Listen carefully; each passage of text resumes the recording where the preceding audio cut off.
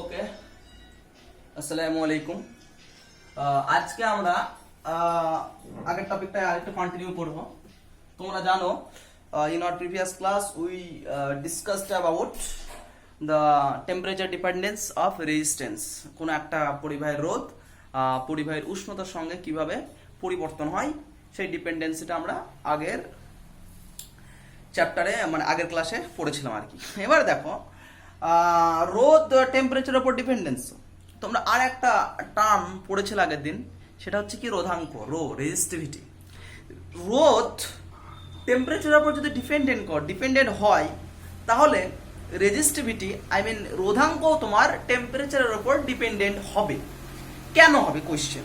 কারণ তোমরা সকলেই জানো রেজিস্ট্যান্স অ্যান্ড রেজিস্টিভিটির মধ্যে একটা রিলেশন রয়েছে। ওকে, রিলেশনটা কি? R equal to rho into L by A.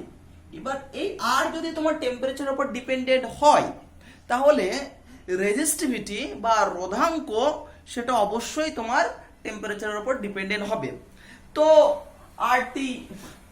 RT is equal to R0 into 1 plus alpha T plus beta T square, মানে কি এটা রোধ টেম্পারেচারের উপর কিভাবে ডিপেন্ডেন্ট হয় তার ইকুয়েশনটা আমি বলেছিলাম, তাই তো? এটা হচ্ছে তার ইকুয়েশন, বোঝা গেল?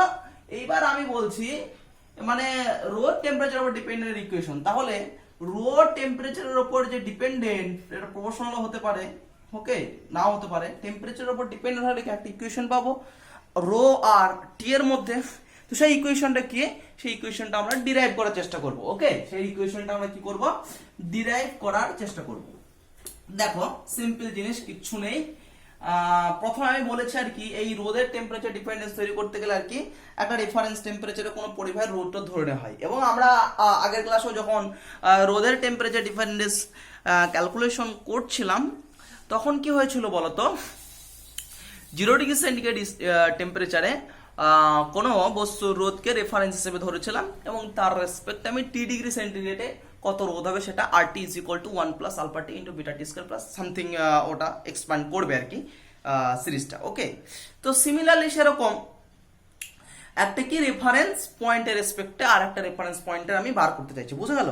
তো ধরে নিলে তোমার একটা 0 ডিগ্রি সেন্টিগ্রেড টেম্পারেচারে আর একটা টি ডিগ্রি সেন্টিগ্রেড টেম্পারেচারে, মানে আমি এই টেম্পারেচার ডিপেন্ডেন্স তৈরি করতে গেলে মানে দুটো একটা টেম্পারেচারকে রেফারেন্স ধরতে হবে আর একটা আরবিট্রারি টেম্পারেচারে বার করব। তাহলে এই রেফারেন্স টেম্পারেচারের সঙ্গে কত গুণ করলে আর কি আরবিট্রারি টেম্পারেচারের রোধাঙ্ক পাবো সেটাই বার করতে চাইছি আর কি, ঠিক আছে? অ্যাকচুয়ালি 0 ডিগ্রি সেন্টিগ্রেডে ধরে নাও একটা পরিবাহী আছে, একটা রোধ আছে, পরিবাহী আছে, তাহলে এর রোধ হবে কি R0 ধরলাম, ঠিক আছে? তো এর লেন্থ ধরলাম L0, এর এরিয়া ধরলাম A0, তাহলে একটা রোধাঙ্ক থাকবে সেটা হবে ρ0, বোঝা গেল? এবার ধরে নিলাম টি ডিগ্রি সেন্টিগ্রেড টেম্পারেচারে ওই পরিবাহীটাই আছে কিন্তু টেম্পারেচার বাড়িয়ে দিয়েছি, 0 থেকে কত করেছি? টি করেছি। 0 থেকে যদি টি করি তাহলে ভাবলাম ওর যে রোধ হয়ে গেছে আর, ঠিক আছে, লেন্থ হয়ে গেছে এল, ওকে, এবং এরিয়া হয়ে গেছে এ, রো হয়ে গেছে রো নোটটা হয়ে গেছে রো, সব চেঞ্জ হয়ে গেছে। এবার তোমাকে এক মিনিট,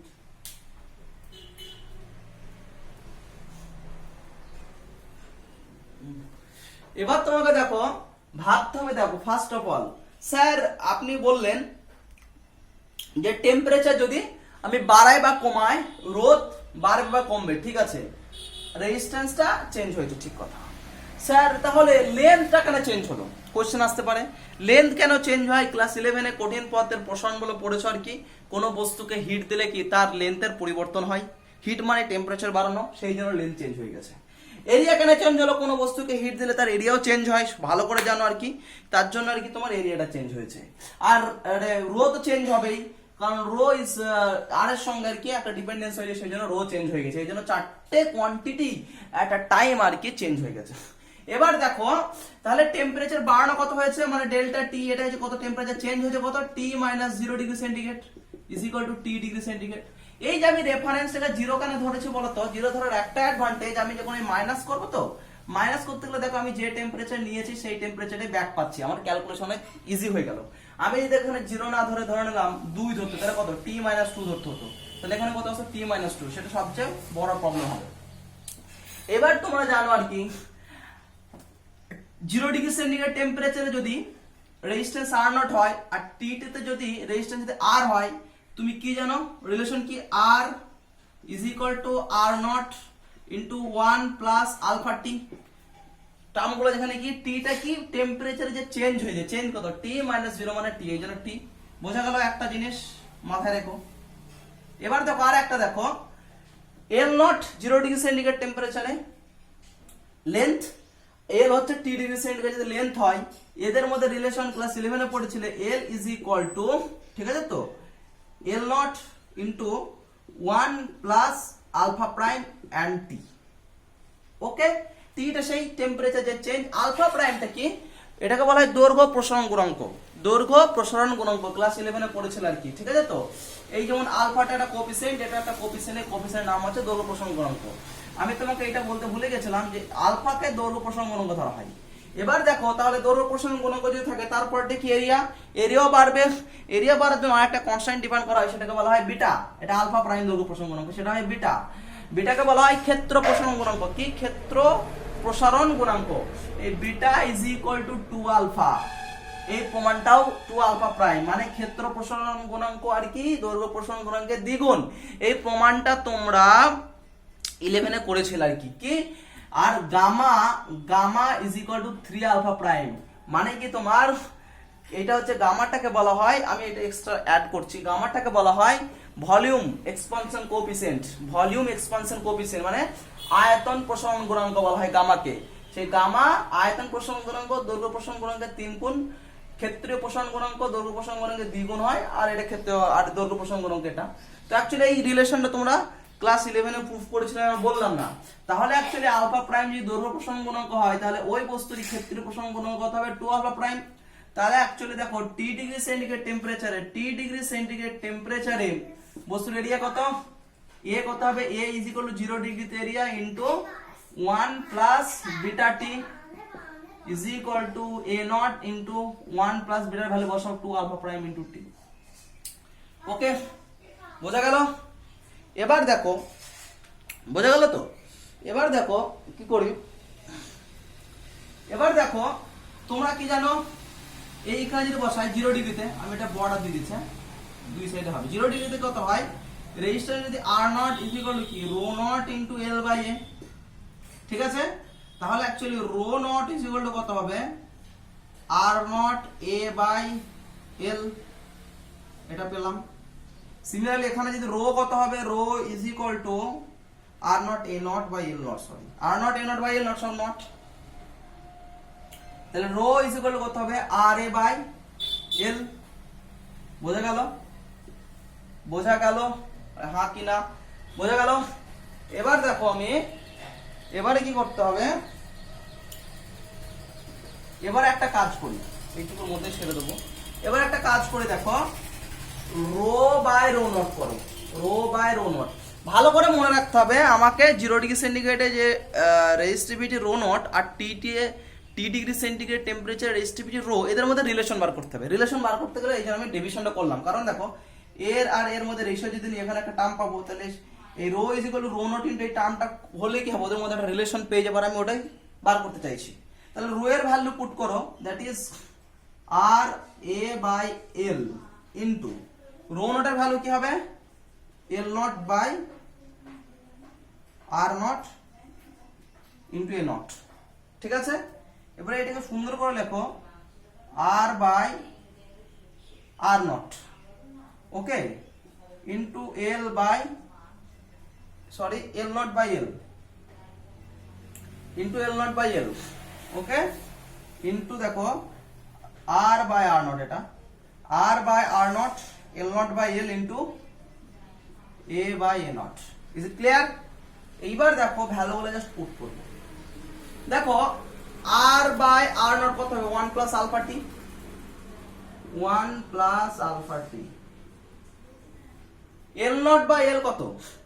দেখো L nought L by L nought কি 1 প্লাস আলফা প্রাইম টি, তাহলে L nought by L, L nought এই এলটা যদি এখানে নিয়ে যাই তাহলে কত হবে? 1 by 1 plus alpha prime t. দেখো সিম্পল ম্যাথ, আমি আর ভেঙে করাচ্ছি না, 1 plus alpha prime into t into A by A nought কত, এ বাই এ নট মানে এ আছে, এ নটটা এইদিকে নিয়ে চলে এসো, তাহলে A by A nought 1 plus 2 alpha prime into টি।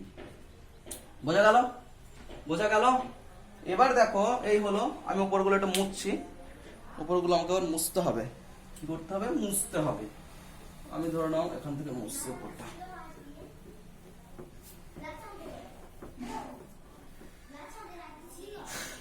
ওকে, এখান থেকে দেখো ব্যাক করছি, তাহলে কি হলো, rho by rho nought equal to কি ছিল, 1 প্লাস আলফা টি আছে, 1 প্লাস আলফা টি আছে, ওকে, ইন্টু 1 প্লাস 2 আলফা প্রাইম টি আছে, 1 প্লাস 2 আলফা প্রাইম ইন্টু টি আছে, ইন্টু দেখো তোমরা সবাই জানো এইটা কি আছে, 1 বাই এক্স কে লিখতে পারি এক্স ইনভার্স মাইনাস 1, তাহলে 1 by 1 plus alpha prime t কে লিখতে পারি 1 plus alpha prime T to the power minus 1, কারণ 1 by x is equal to আমি লিখতে পারি এক্স ইনভার্স মাইনাস 1, সেই লজিক কার্যকরটা লেখা হয়েছে। Is clear? Now 1 plus alpha t into 1 plus 2 alpha prime into t into, এইটা একটা সিরিজ আছে যারা দ্বিপদ বিন্যাস করেছে আর কি, দ্বিপদ বিন্যাস 11 একটা চ্যাপ্টার ছিল দ্বিপদ বিন্যাস নাকি, এটা যদি এক্সপানশন করো এই সিরিজটা 1 plus alpha prime T to the power minus 1 যদি এক্সপ্যান্ড করো, এটা আসে 1 মাইনাস আলফা প্রাইম টি প্লাস আলফা প্রাইম টি তার whole square plus minus minus alpha prime T তার কিউব প্লাস ডট এরকম আসবে, ইনফাইনাইট টার্ম আসবে। ওকে, এটা হয়, আমি এইটাকে এক্সপ্যান্ড করলাম, এর এক্সপানশন সিরিজ হচ্ছে এটা 1 প্লাস এইটা যা থাকবে x যদি হয় তাহলে তার সিরিজ এক্সপ্যান্ড করলে কি হয় 1 minus x plus x square minus x को বাদ করতে স্টার্ট, ঠিক আছে? এই হচ্ছে ব্যাপার। এবার দেখো একটা মজার ব্যাপার হলো, এই যে আলফা প্রাইম দৈর্ঘ্য প্রসারণ গুণাঙ্ক আর কি যে টার্মটা আমি ডিফাইন করেছি, তোমরা সকলেই জানো আর কি, এই টার্মটা আলফা প্রাইমের ভ্যালু কি খুবই স্মল হয়, মানে আলফা প্রাইম যে কনস্ট্যান্ট আমি ডিফাইন করেছি ওর ভ্যালু কি হয়, খুবই স্মল হয়। তাহলে কোনো একটা নাম্বার যদি খুব স্মল হয়, তাহলে দেখো আলফা ধরে নাও 0. মুছে দিই, এগুলো পরিষ্কারই করে দিই বোর্ডটা।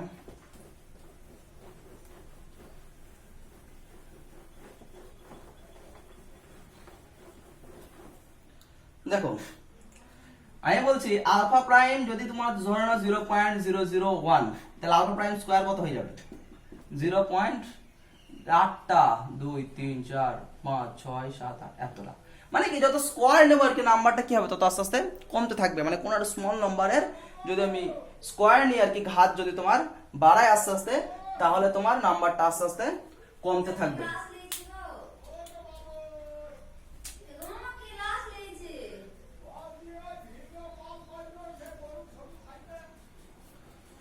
নাম্বারটা আর কি তোমার আর কি হবে তাহলে 0.001, ওকে? স্টপ হবে না, পরে পরে পরে কথা বলবো, পরে কথা বলবি, লাইভ ক্লাস হয়েছে, পরে কথা হবে, বল। ভিডিও কল করলে থাকবে কি? আরে বাবা ক্লাস নিচ্ছি, ডিস্টার্ব করিস কেন এত, ঠিক আছে তো? এবার হচ্ছে কি যে 1 plus alpha t into 1 plus 2 alpha prime কি ছিল এটা, তাহলে 1 plus 2 alpha prime into t, okay? এইবার দেখো আমি কি বললাম, তাহলে যদি আলফার ভ্যালু যদি খুবই স্মল হয়, আলফা প্রাইম মানে স্কয়ার টার্ম গুলো কি হয়ে যাবে, খুবই স্মল। এই জন্য আমি দেখো স্কয়ার টার্ম গুলো কি করব, সব বাদ দিয়ে দেবো, মানে এইখান থেকে দেখো আলফা স্কয়ার হয়েছে, এটা আলফা কিউ হয়েছে, এগুলো আলফা যদি খুব স্মল হয় টার্ম গুলো কি হবে, খুব ছোট হয়ে যাবে, এই জন্য ওগুলো বাদ, তাহলে জাস্ট পড়ে থাকবে 1 minus alpha prime into t. দেখো এই জায়গাটা বুঝতে পারলে কিনা, কিছু না, এখানে আলফা ভেরি স্মল হওয়ার কারণে আলফা প্রাইম এই টার্ম গুলো কি হবে, খুবই স্মল, ওকে?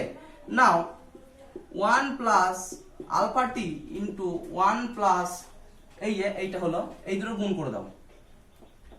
এই জায়গাটায় যদি কেউ বুঝতে না পারো, দেখো কিছু না, এটাকে এক্সপ্যান্ড করেছি, alpha prime very very small বলে হায়ার অর্ডার টার্মগুলোকে বাদ দিয়েছি, পরে থেকেছে এই দুটো টার্ম, এই দুটোর মধ্যে মাল্টিপ্লিকেশন করবো, সিম্পল কত হবে 1 minus alpha prime t, okay, plus 2 alpha prime t, 1 minus alpha prime টি প্লাস 2 আলফা প্রাইম টি, তারপর কত হবে তোমার প্লাস মাইনাসে minus 2 alpha prime square into t square, ঠিক আছে? এই হলো ব্যাপার।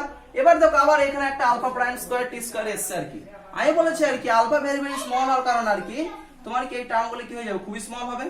তাহলে এই টার্মটা বাদ চলে যাবে, কারণ স্কয়ার টার্মগুলো সব বাদ চলে যাবে। আলফার পাওয়ার যদি 2 হয়ে যায় তখনই বাদ চলে যাবে, কারণ alpha is very very small. So এই টার্মটা যদি বাদ চলে যায় দেখো কি থাকবে, 1 প্লাস আলফা টি ইন্টু কত হচ্ছে দেখো 1 এই দেখো আলফা প্রাইম টি প্লাস 2 আলফা প্রাইম টি, এটা তো বাদ, তাহলে কথা হচ্ছে 1 plus alpha prime into t, that is rho by rho naught. So you can write this as rho is equal to rho naught into 1 plus alpha t into 1 plus alpha prime into t. Okay, এইটা হচ্ছে ব্যাপার। এই হচ্ছে তোমার রোধাঙ্ক মানে রেজিস্টিভিটির সঙ্গে তোমার সম্পর্ক, টেম্পারেচারের সঙ্গে রেজিস্টিভিটির টেম্পারেচার ডিপেন্ডেন্স ইকুয়েশন হচ্ছে rho is equal to rho naught into 1 plus alpha t into 1 plus alpha prime into t. That is the whole of the thing. ওই ছবি নেই, সেভ করা হবে, ঠিক আছে। ওকে, এবার আমরা দেখো পড়বো কার্বন রোধক। এইটা হচ্ছে তোমার temperature dependence of the resistivity বলে দিলাম। নাও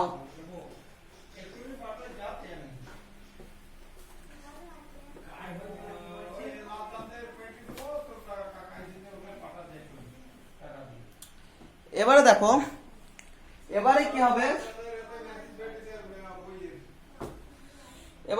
দেখো এবারে হচ্ছে কি যে আমি কি করব, কার্বন রোধক বলে একটা জিনিস আছে, সেটা তোমাদের লাগবে। এটা সাধারণত পরীক্ষায় আসে না, প্র্যাকটিক্যালে সবচেয়ে বেশি এর কাজে লাগে। কার্বন রোধকের কাজ কোথায় বেশি, প্র্যাকটিক্যাল আর কি। তো কার্বন রোধক জিনিসটা কি সেটা আমরা জানতে হবে। দেখো অ্যাকচুয়ালি কার্বন রোধক সেরকম কিছুই নয়। আমরা সাধারণত যে তামার তার বা রূপোর তার বা কনস্ট্যান্ট ওয়্যারগুলো যেগুলো ইউজ করি, সেগুলো ইউজ করে যে রেজিস্ট্যান্স গুলো হয় মোটামুটি প্র্যাকটিক্যালি যে ওয়্যারগুলো ইউজ করি তার যে ঠিকঠাক লেন নেই, রেজিস্ট্যান্স আমরা 0.1 ওহম থেকে 1000 ওহম পর্যন্ত রেজিস্ট্যান্স আমরা বানাতে পারি। 0.1 ওহম থেকে 1000 ওহম রেজিস্ট্যান্স পর্যন্ত আমরা রেজিস্ট্যান্স এই তারগুলো দিয়ে বানানো যায়। কিন্তু কোন কোন জায়গায় যদি 10,000 ওহম রেজিস্ট্যান্স দরকার হয়, তাহলে সে বিশাল বড় তার লাগবে, তাই তো, বিশাল লম্বা তার লাগবে, কারণ আর প্রপোর্শনাল টু এল। ওকে, তার মানে কি আমরা ল্যাবে যদি হাই রেজিস্ট্যান্স আমাদের দরকার হয়, তাহলে কি হবে, তোমার তার ওয়্যার কি লাগবে, বিশাল বড় বড় তোমার ওয়্যার লাগবে। বোঝা গেল? এইবার দেখো কোথায় হায়ার রেজিস্ট্যান্স দরকার হয়। দেখো তোমরা হয়তো সবাই গল্প শুনেছো যে যখন কম্পিউটার তৈরি করা হয়েছিল, ফার্স্ট কম্পিউটার, ওটা নাকি 8-10 তলা একটা বিল্ডিং এর সমান ছিল, মানে এতটাই সাইজ বড় ছিল একটা কম্পিউটারের। কেন? কম্পিউটারের ভিতরে কি থাকে, অনেক সার্কিট থাকে, এবং দেখো কম্পিউটারে আর কি তোমরা ভালো করে জানো খুব কম পরিমাণ কারেন্ট যা পাস করাতে হয়, নাহলে পুড়ে যাবে আর কি। কম্পিউটারের ভিতরে যে সমস্ত কারেন্টগুলো পাস হয়, কয়েক মাইক্রো অ্যাম্পিয়ার, কয়েক মিলি অ্যাম্পিয়ার, এরকম রেঞ্জের কারেন্ট ফ্লো হয়, মানে কারেন্টের অ্যামাউন্টটা খুবই স্মল। এবার কারেন্টের অ্যামাউন্ট খুবই স্মল করতে গেলে অবশ্যই রেজিস্ট্যান্স বেশি হতে হবে, তবে কারেন্ট কম হবে। কারণ কি, V is equal to I into R, so you can write I is equal to V by R. Now if যদি আমরা কারেন্টটাকে কমাতে চাই, তাহলে অবশ্যই রেজিস্ট্যান্স কি হবে, বাড়াতে হবে আর কি। তার মানে কি আমাদের হাই রেজিস্ট্যান্সের একটা প্রয়োজন রয়েছে। আমরা যতগুলো ডিজিটাল সার্কিট দেখি, you can say it is as calculator, TV, computer, যতগুলো আছে, ওই যে ভিতরে যে সমস্ত সার্কিটগুলো ইউজ করা হয়, এর ভিতরে খুব কম পরিমাণ কারেন্ট যায়, কয়েক মাইক্রো অ্যাম্পিয়ার, কয়েক মিলি অ্যাম্পিয়ার। তো কয়েক মাইক্রো অ্যাম্পিয়ার বা কয়েক মিলি অ্যাম্পিয়ারে যদি কারেন্ট পাস করতে যায় আর কি, দেখো তাহলে অবশ্যই রেজিস্ট্যান্সটাকে দেখো ভোল্টেজ সাধারণত কি 2 ভোল্ট 3 ভোল্ট হয়, তাহলে এটা হয়তো তোমার 2 ভোল্ট হবে, ঠিক আছে। তো রেজিস্ট্যান্স যদি 10⁶ ওহম হয়, ওকে, তাহলে 2 × 10⁻⁶ অ্যাম্পিয়ার কারেন্ট, মানে 2 মাইক্রো অ্যাম্পিয়ার কারেন্ট। দেখো তার মানে কি কারেন্টটা যদি আমি মাইক্রো অ্যাম্পিয়ার অর্ডারে পেতে যাই, তাহলে রেজিস্ট্যান্সটা অবশ্যই 10⁶, মানে 10⁻³ × 10⁻³ এই 10⁻³ মানে কি কিলো ওহম, মানে কি 1000 কিলো ওহম রেজিস্ট্যান্স লাগবে।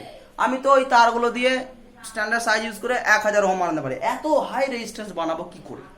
বোঝা গেল? তার মানে আমাদের কোথাও না একটা প্রয়োজন হচ্ছে ডিজিটাল সার্কিট গুলো বানানোর জন্য, যে একটা হাই রেজিস্ট্যান্স আমাদেরকে বানাতে শিখতে হবে।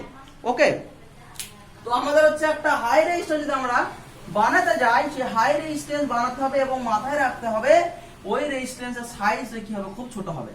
তখন সায়েন্টিস্টরা খোঁজ করলো যে হাই রেজিস্ট্যান্স মানে কি, সে তড়িতের কুপরিবাহী হবে। এবার তড়িতের একেবারে যদি কুপরিবাহী হয়, তাহলে কি তড়িতে যদি একেবারে কুপরিবাহী তাহলে তো কারেন্টই ফ্লো হবে না।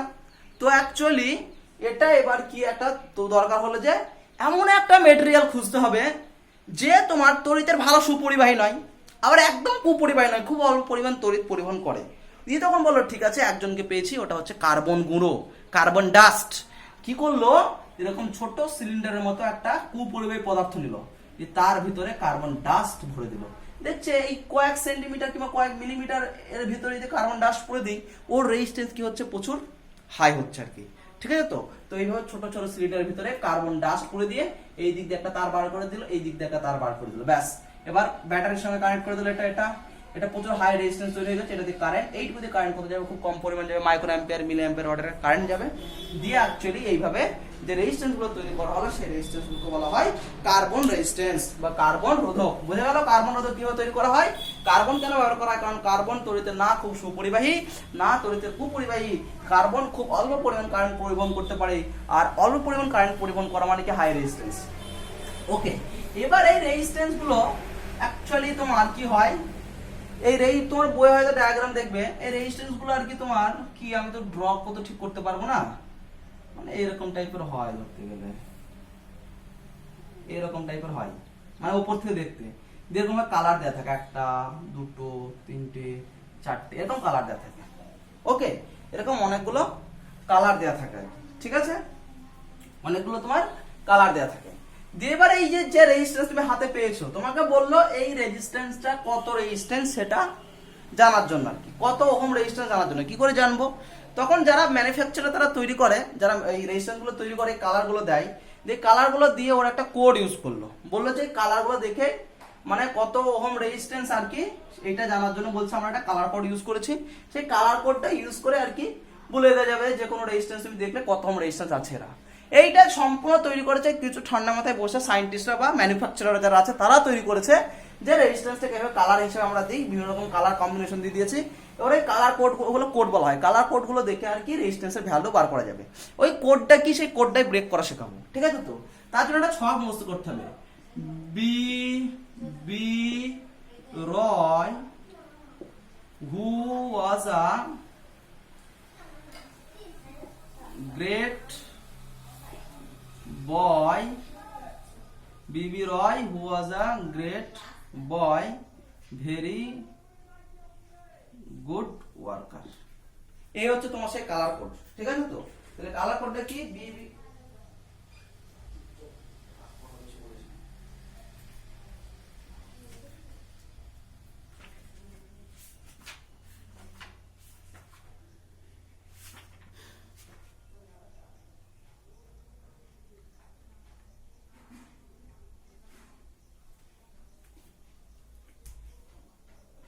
B.B. Roy who was a great, এটা B.I. হলো boy, very good worker। এই হচ্ছে একটা কালার কোড, মানে কি কালার কোডটা কি, এদের হচ্ছে নাম্বার দিদি, হ্যাঁ, 0 1 2 3 4 5 6 7 8 9 10 11, 11টা কালার দেওয়া আছে। এই 11 কালারের কোড তোমাদের মনে রাখতে হবে। একটা হচ্ছে কি যে ব্ল্যাক, ফার্স্ট হচ্ছে কত তোমার ব্ল্যাক, ঠিক আছে। তো ব্ল্যাক এর কালার কোড কত 0, তারপরে কি আছে ব্রাউন, তার কালার কোড কত 1, তারপরে কি রেড, তার কালার কোড 2, তারপরে অরেঞ্জ কালার কোড 3, তারপরে ইয়েলো কালার কোড 4, তারপরে গ্রিন কালার কোড 5, তারপরে এটা হচ্ছে ওই কি বলা হয় এই দুটো গ্রিনের মিক্সড আর কি 6, তারপরে কি এটা হচ্ছে তোমার 7 অরেঞ্জ, তারপরে দাঁড়াও একটা উল্টে যাচ্ছে কি, তাই না,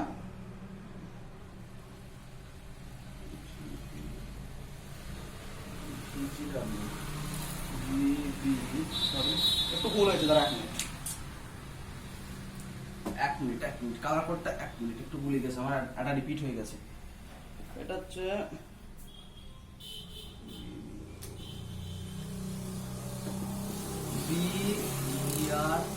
BRROY,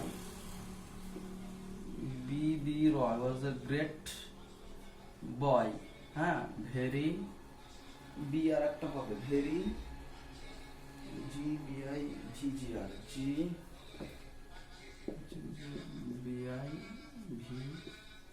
জি ডাব্লিউ, ঠিক আছে তো? ওকে, এই হচ্ছে কালার। এদের কোড গুলো কি 0 1 2 3 4 5 6 7 8 9। এটা মনে রাখো আর কি, মানে কি এইটা কি করে সমস্যা হয় কি যে কি মনে রাখতে হবে সেটা ওই তোমার আর কি যে কোন কালারটার জন্য কত নাম্বার নিতে হবে আমাকে। যেমন এটা বি মানে কি ব্ল্যাক এর জন্য 0, ব্রাউন এর জন্য 1, রেড এর জন্য 2, অরেঞ্জ জন্য 3, ইয়েলো এর জন্য 4, গ্রিন এর জন্য 5, গ্রিন এর জন্য তোমার 5, ওকে। তারপরে এটার জন্য 6, ভায়োলেট এর জন্য 7, গ্রে এর জন্য 8, হোয়াইট এর জন্য 9। এরকম তোমার কালার গুলো আছে আর কি, এই মনে রাখতে হবে। এবার কোন কালারটার জন্য কত নাম্বার সেটা মনে রাখার জন্য একটা লাইন সবাই বলে আর কি কি B Roy was a great boy, very good worker. মানে কি বি মানে কি ব্ল্যাক, বি আবার একটা বি মানে brown, Roy R for red, O the orange, Y the yellow, ঠিক আছে তো? ওয়াজ আ B Roy was a great, জি মানে গ্রিন, বি আই তে আবার বয়, এটা আমি জানা নেই কি কালার ভুলে গেছে, যাই হোক তোমরা দেখে নেবে। তারপর কি violet, V the very good, G the green, grey worker, very good worker, W the worker. এই হচ্ছে কালার গুলোর কোড আর কি, এটা মনে রাখতে হবে। এবার ধরে নাও তোমার এই রেজিস্ট্যান্স আর রোধ কত সেটা বার করতে হবে। দেখো অ্যাকচুয়ালি রেজিস্ট্যান্সে তোমার যতগুলো কালার থাকে আর কি, তার মধ্যে ধর 4টে এখানে কালার দেওয়া আছে, 4টে থেকে বেশি থাকতে পারে, কোনো সমস্যা নেই। ওকে, 4টে থাকে ম্যাক্সিমাম ক্ষেত্রে, 4টে কালার দেওয়া আছে। এবং এই লাস্টের কালারটা সবসময় কি থাকে, দুটো থাকতে পারে। লাস্টের কালারটা দুটো কালার থাকে সবসময় লাস্টে, মানে 2 ধরনের কালারই থাকবে লাস্টে, ঠিক আছে তো? দাঁড়াও কালীপুরে নি।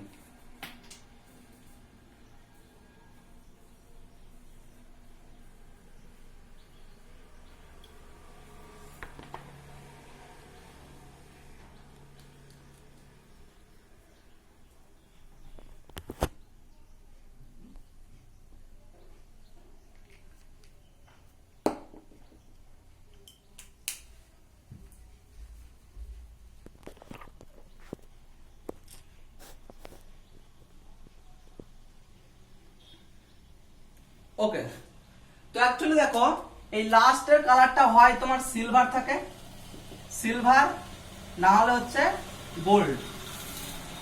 একটা এক্সাম্পল করে বুঝতে পারবে, হয় লাস্টের কালারটা কি থাকবে, সিলভার থাকবে বা গোল্ড থাকবে। তো লাস্টের কালারটা দেখা দরকার নেই, মানে এই এখানে পাবে না আর ওই দুটো কালার। এবার দেখো ধরে নাও প্রথমে তোমার এটা ছিল কি ইয়েলো আছে, ঠিক আছে তো? ইয়েলো আছে, তারপরে ধরে নাও তুমি রেড আছে, তারপরে ধরে নাও তুমি অরেঞ্জ আছে, অরেঞ্জ কালার, মানে এই কালারটা এটা ইয়েলো কালার প্রথম দাগটা, দ্বিতীয় দাগটা রেড, তারপরে হচ্ছে অরেঞ্জ। নিয়ম হচ্ছে কি যে তোমার প্রথম কালারটা কি ইয়েলো, ইয়েলোর জন্য এখানে কত নাম্বার পাবে, ইয়েলোর জন্য কত 4, তাহলে তুমি 4 বসাও, ঠিক আছে তো? তারপরে কালারটা দেখো, তারপরে কালারটা কত আছে, রেড আছে, তার রেড এর করসপন্ডিং নাম্বার কত 2, 2 বসাও, দিয়ে গুণ দাও, গুণ। তারপরে কালারটা কত আছে অরেঞ্জ, অরেঞ্জের নাম্বার কত হবে 3, তাহলে ইনটু 10 টু দি পাওয়ার 3।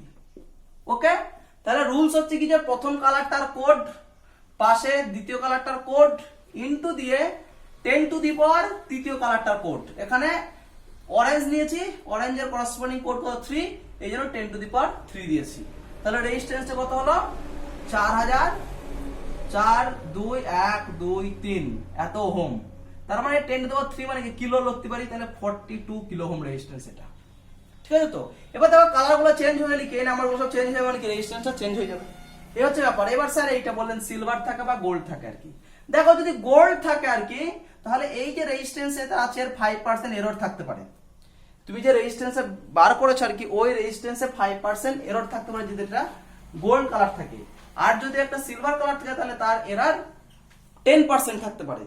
আমি ক্যালকুলেশন করে বলছি, ধরে নাও এখানে গোল্ড ছিল এটা, ঠিক আছে? দেখেন তো সিলভার আছে, লাস্ট কালারটা কি আছে, সিলভার আছে, ঠিক আছে তো? সিলভার, তাহলে এরর 10% মানে কি আগে 42 যে রেজিস্ট্যান্সে বেরিয়েছে আর কি, 42 1 2 3 এর 10% কত হয় সেটা ক্যালকুলেশন করো,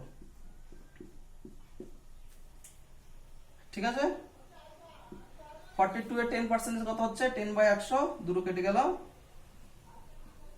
4200, তাই তো? 4200 ওহম। তো হচ্ছে এই যে রেজিস্ট্যান্সটা, এই রেজিস্ট্যান্সের রেঞ্জ হচ্ছে তোমার 42,123 মাইনাস 4,200 এত থেকে 42,000 প্লাস 4,200 এর মধ্যে থাকবে রেজিস্ট্যান্সটা। বোঝা গেল এই কালারটার সিগনিফিকেন্স। এই কালারগুলো থেকে আমি রেজিস্ট্যান্সের একটা অ্যাভারেজ ভ্যালু জানতে পারছি 42 কিলো ওহম, মানে 42,000 ওহম হলো। এবার 42,000 ওহমের থেকে এই কালারটা তোমার কত পার্সেন্ট এরর থাকতে পারে সেটা বললো। লাস্ট কালারটা যদি গোল্ড থাকে তাহলে সিলভার ধরেছি আমি, তাহলে সিলভার থাকে মানে কি 10% এরর থাকতে পারে, মানে যেটা বার করেছে তার থেকে 10% কম কিংবা 10% বেশি থাকতে পারে। এবার এইখানে দেখো সিলভার আমি ধরলাম এটা সিলভার আছে, তাহলে ওই টোটাল রেজিস্ট্যান্সের 10% বার করে নিয়েছি, যেটা হলো এটা থেকে 10% বিয়োগ করেছি, এই রেঞ্জ থেকে এই রেঞ্জের মধ্যে থাকতে পারে। এই হচ্ছে তোমার কার্বন রোধকের সাহায্যে কোনো পরিবাহীর রোধ কিভাবে, মানে সরি কোনো ওই কার্বন রোধগুলো রোধক কিভাবে বার করতে হয় তার কোডটা আর কি, কোড হ্যাকিংটা শিখিয়ে দিলাম। এটা রুমে গিয়ে আর 3-4 প্র্যাকটিস করবে, তাহলে একদম ক্লিয়ার হয়ে যাবে। কঠিন কিচ্ছু নেই, বাচ্চাদের জিনিস, পরীক্ষা জীবনে কোশ্চেনও আসবে না, প্র্যাকটিক্যাল করতে গিয়ে হয়তো কোনোদিন কাজে লাগবে। ঠিক আছে, তো প্র্যাকটিক্যাল করতে গিয়েও তোমার কোনো সময় কাজে লাগে না, কারণ এখন মাল্টিমিটার চলে এসেছে, মাল্টিমিটার লাগিয়ে দিলে রেজিস্ট্যান্স মেপে দেয়, আমাদের এইভাবে ক্যালকুলেশন করতে হয় না। ওকে, এবার আমরা কি শিখবো? এবার আমরা অ্যাকচুয়ালি রোধের সমবায়গুলো পড়বো। সময় হবে কি রোধের সমবায় 10 মিনিট হবে না। ঠিক আছে, নেক্সট দিন রোধের সমবায়গুলো পড়ানো হবে। ওকে, আসসালামু আলাইকুম।